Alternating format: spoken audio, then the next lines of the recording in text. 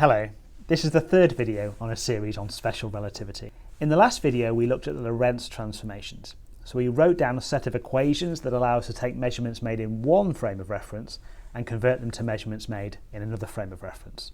That was all a little bit abstract. So now we're going to start looking at some examples of what kind of effects these equations lead to. We're going to start in this video with time dilation. So let's imagine we have a spaceship that's set out from Earth at some high speed and it travels to some distant planet. Now we might guess from the light clock experiment and also from the Lorentz transformations that an observer sat on Earth and an observer on board the spaceship aren't going to agree on how long this journey takes. So let's analyse it using the Lorentz transformations. So the first thing we always need to do is assign some frames of reference. So we'll say frame of reference S belongs to the observer on Earth, frame of reference S prime, that's the observer on the spaceship. We're going to define event 1 as when the spaceship leaves Earth and event 2 as when the spaceship arrives at the planet. And don't forget the way we set up our frames of reference is always that frame of reference S prime is moving at speed u relative to S. So u here is just the speed of the spaceship relative to Earth. And then let's think about what we know about both of the two events. So event 1 first, the spaceship leaving the Earth. It makes sense to choose the origin of S's coordinate system at the launch site so that the location of event 1, as measured by Earth, is simply 0. We're also going to choose that to be time 0 from the Earth's point of view. That's going to make the maths a lot easier. Now, from the spaceship's point of view, so x1 prime, well, the way we set up our frames of reference is always that at time 0, and remember this is at time 0, this event, the spaceship's frame of reference is exactly on top of the Earth's frame of reference, i.e. S prime and S, they have the same origin. So the spaceship is going to agree that is location 0, and they're also going to agree that is time 0. Okay, so now event 2, the spaceship arriving at the planet. We haven't been told how far away the planet is, but whatever that is, we would call that x2. So that's the location of the spaceship arriving at the planet as measured by Earth. Well, that's just how far away is the planet. And if you had a clock on Earth, you could measure when that event happens and call that t2. Now the location of the arrival event as measured by somebody on the spaceship, somebody in S prime, that's where we have to be careful. If you're sat on the spaceship, when you arrive at the planet and your origin of your coordinate system is on the spaceship, that means the location of that event is at 0, right? Because when you get there, the origin of your coordinate system is now at the planet. So that's equal to 0. And then the time of arrival as measured on your clock, well, we don't know what that is, let's call that t2 prime. So now we'd like to use the Lorentz transformations to get a relationship between t2 and t2 prime. So that's the journey time as measured by somebody on Earth and the journey time as measured by somebody on the spaceship. So we have two equations. We have that t prime is equal to gamma into t minus ux over c squared. But we also have that t is equal to gamma into t prime plus ux prime over c squared. So these are the two transformations for time. Now it turns out here it's going to be a lot easier to use the right-hand equation, the equation for t, because we know that x2 prime is equal to 0. So if we write this specifically for the second event, we would have the time of the event as measured by somebody on Earth is given by gamma into the time of the event as measured by somebody on the spaceship plus u times the location of the arrival event as measured by somebody on the spaceship divided by c squared. But now we know that x2 prime is 0, so this whole term is 0. And then we simply have that t2 is equal to gamma t2 prime. So we now have a nice simple relationship between these two times. They're related simply by gamma. Now we know that gamma is always equal to or greater than 1, and providing the spaceship is moving, it's going to be greater than 1. So that means the time measured on a clock on Earth is going to be larger than the time measured by a clock on the spaceship. To say that another way, more time is going to elapse on the clock on Earth than it is going to elapse on the clock on the spaceship. Similarly, if we had somebody on Earth and somebody on the spaceship, more time is going to elapse on their body clock on Earth than the person on the spaceship. So the person on Earth is going to say that the person travelling on the spaceship doesn't take as long to get there, they're younger than they otherwise would expect them to be. We could actually put some numbers in. So let's suppose that the speed of the spaceship is half the speed of light. Well, gamma then is always the square root of 1 over 1 minus u squared over c squared. Well, in this case, we said that u is c over 2.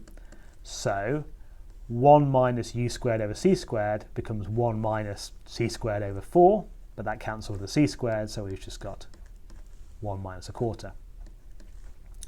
Well, 1 minus a quarter is 3/4, and then we do 1 over that, we get 4 over 3. So that's 2 over root 3, or 2 root 3 over 3. And that's about equal to 1.15. So what that means is that if the person on the spaceship, measured 1 year to get to the planet, then somebody on Earth, T2, would measure gamma T2 prime, so 1.15 times a year, so 1.15 years. So what this means is, if you travel fast enough to make gamma really large, and remember you can make gamma arbitrarily large by getting arbitrarily close to the speed of light, you can travel to extremely distant places in a very small amount of time, compared to what somebody on Earth would say it took. Now we chose to use one of the two equations, and we could ask what would have happened had we used the other equation. So let's do that now. So if we substitute in for event 2, we have that T2 prime, so the time that it takes to get there as measured by the spaceship, is equal to gamma into the time measured by somebody on Earth minus u x2 over c squared. And now the second term isn't 0 because x2 is the distance to the planet, it's the location of the arrival event as measured by somebody on Earth, and they don't say it's a 0, right, because they're not there. However, what we can simply say is that x2 is equal to u t2. That is, the distance that has to be travelled is equal to the speed at which the spaceship is going multiplied by the time it takes to get there. Distance equals speed times time. And all these three things are measured from the Earth's point of view, so we don't have to make any transformations, we don't have relativistic effects, we can just use the normal distance equals speed times time equation. So if we substitute that in, we would have that T2 prime is equal to gamma into T2 minus u, and now we put the x2 in, so we get another u, making a u squared, T2 divided by c squared. And then we can simplify slightly, so we take the T2 out, okay, and then we have a gamma into 1 minus u squared over c squared. But of course gamma, remember, is the square root of 1 over 1 minus u squared over c squared.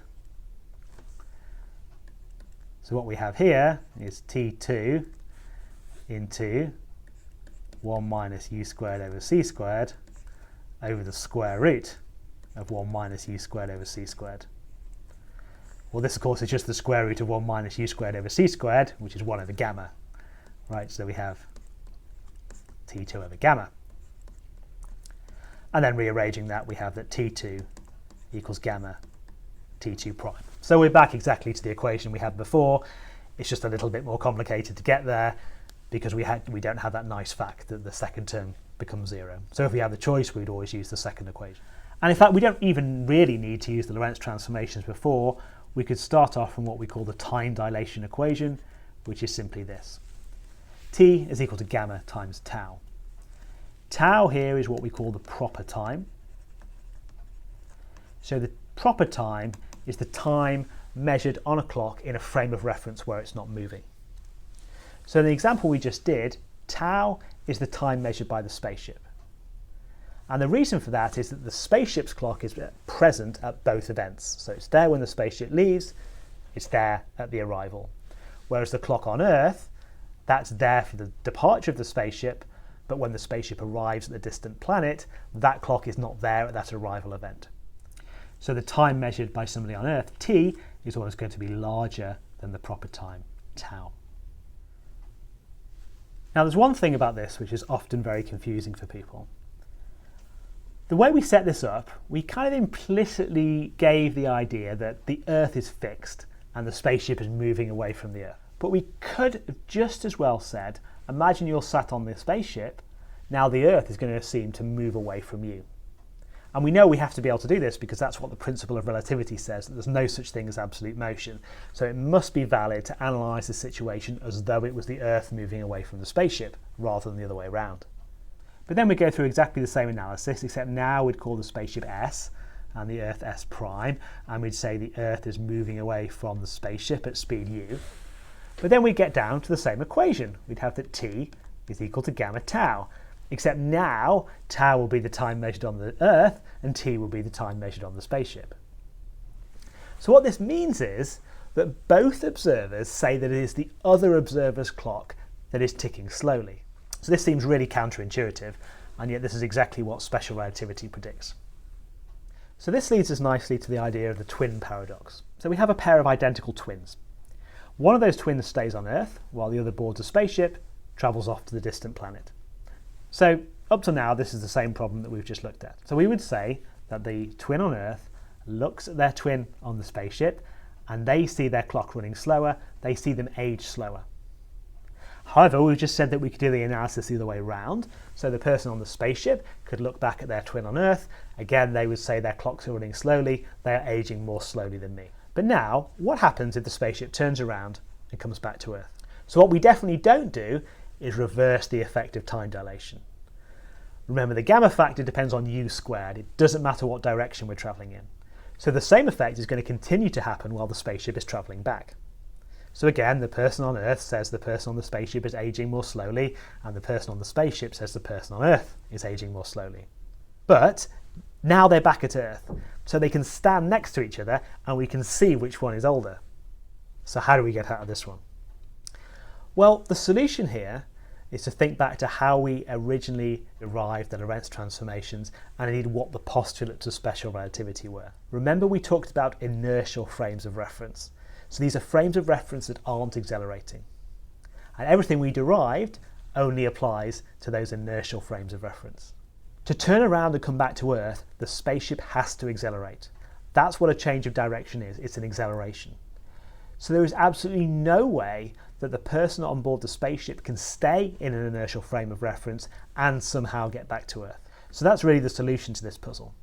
We can't do this calculation from the point of view of the person on the spaceship because they're not in an inertial frame of reference, and the equation we've written down in the way we've written them down simply don't apply.